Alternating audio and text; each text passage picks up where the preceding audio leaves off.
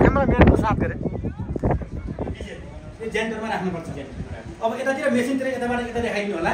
यहाँ चाहिँ यहाँ लेखेको छ यो के लेख्यो मुसिकोट लेखेको छ। यो मुसिकोटलाई यहाँबाट उता दिने हो कि मुसिकोटलाई यता दिने? मुसिकोटलाई यहाँबाट दिने हो सर। हजुर मुसिकोटलाई यहाँबाट पठाउने हो। अनि यहाँ लेखेको छ लिबाङ पनि यहाँबाट पठाउने हो।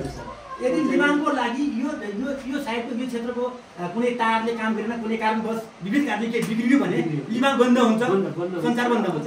अब त अप्टिकल आइसकेको छ लिबाङमा। अप्टिकलले चाहिँ क्याचअप त गर्छ तर यो चाहिँ हवाई मार्गबाट पनि चलाउने चाहिँ अनि यहाँ सल्यान पनि लेखेको छ। सल्यान चाहिँ यो यता ल्याउने हो सर। सल्यानबाट यता ल्याउने हो। हजुर यो त ल्याउने हो।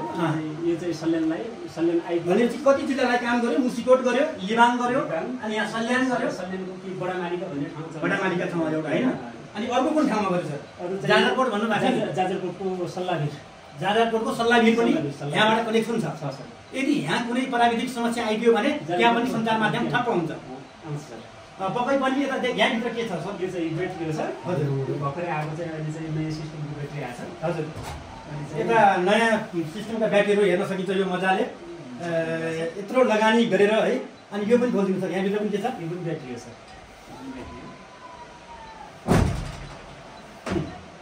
यहाँ पनि ब्याट्री छ।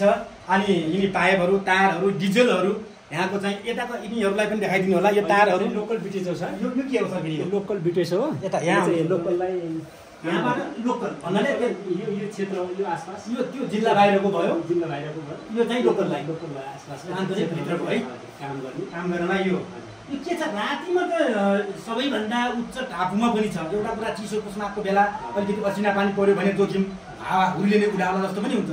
तपाईँले राति बेलुकै चट्याङ पर्दाखेरि डर लाग्छ? डर लाग्छ सर। त्यो चाहिँ अब एउटा नर्मली चाहिँ आफूले डर मान्ने कुरा त भइहाल्यो। आजकल त्यस्तो भएको छैन सर होइन। चट्याङ परेको बेला चाहिँ कुनै दिन 4-5 दिन यस्तो पनि बन्द हुन्छ। यस्तो पनि छ सर। अब चाहिँ यो साह्रै चाहिँ स्टेसनै खाइदिएको चाहिँ अवस्था पनि छ होइन। 2067-68 चाहिँ पुरै स्टेसनै खाइदिएको थियो। त्यति बेला कति दिन पछि सुरु हुन्छ? करिब 8-10-15 दिन लागेको थियो चाहिँ बाहिरबाट आउँदाखेरि टोलीहरू आएर रिकभरी गर्दाखेरि त्यति लागेको थियो सर। अब सामान पनि यो चाहिँ यहीँ पाउँदैन सर। यो चाहिँ पहिलेको कम्पनीहरूले इटालीबाट ल्याउँथ्यो। गभर्मेन्ट सरहरूले इटाली कम्पनीबाट आउँथ्यो। चाइनिज भारत यो इन्डियन कम्पनीहरूले चाहिँ दिइरहेको कारणले अहिले चाहिँ अलिक सहज छ सर। पहिलेको जस्तो छैन। पहिलेको जस्तो तपाईँलाई राति कुनै प्रवृत्ति भइ पनि आउने कुराहरू बाहेक बाहिरिए रूपमा जङ्गलको बिचमा पनि छ, गाउँघर टाढा छ, त्यो त जोखिम छ।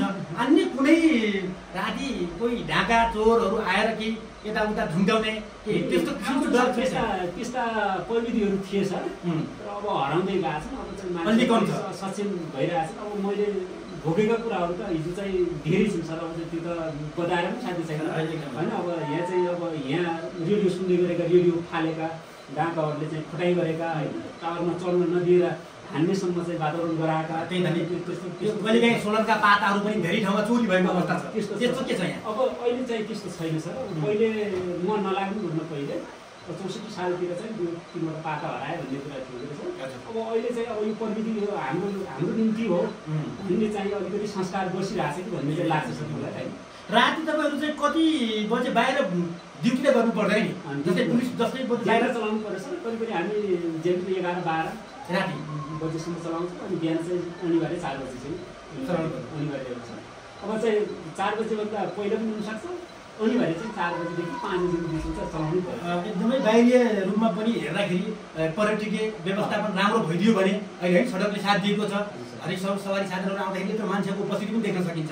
यसलाई अझै व्यवस्थापन गर्नको लागि के को खाँचो छ तपाईँले बताइदिनुहोस्। अब हामीलाई चाहिँ सबभन्दा त सर्वप्रथम त स्थानीय सरकार नेपाल टेलिकमले त अब चाहिँ त्यो गर्दैन होला होइन। स्थानीय सरकारले चाहिँ गर्ने हो। स्थानीय सरकारले चाहिँ सबैभन्दा पहिले त पानीको चाहिँ यहाँको पानीको समस्यालाई समाधान गर्ने राम्रो हुने हो। त्यसपछि चाहिँ अब आउने यहाँ जो पर्यटकहरूलाई आउने पर्यटकहरूले कम्तीमा पनि उहाँहरूलाई चाहिँ होमस्टेको व्यवस्था होइन, बस्ने रूम यहाँ वातावरण गरिदिएर यो चाहिँ यहाँ स्थानीय सरकारले सेवा शुल्क लिने गरी त्यस्तो काम गरिदिएपछि अहिलेसम्म यहाँ गाडीहरू बाइकहरू प्रवेश भए अथवा मान्छेको यहाँ आउने त्यस्तो टिकटहरू लिने त्यस्तो सिस्टम त त्यस्तो भइदियो हुन्थ्यो लाग्छ। त्यो भइदिएर चाहिँ 2-4 जना मान्छेहरूले रोजगार पनि पाउँथ्यो।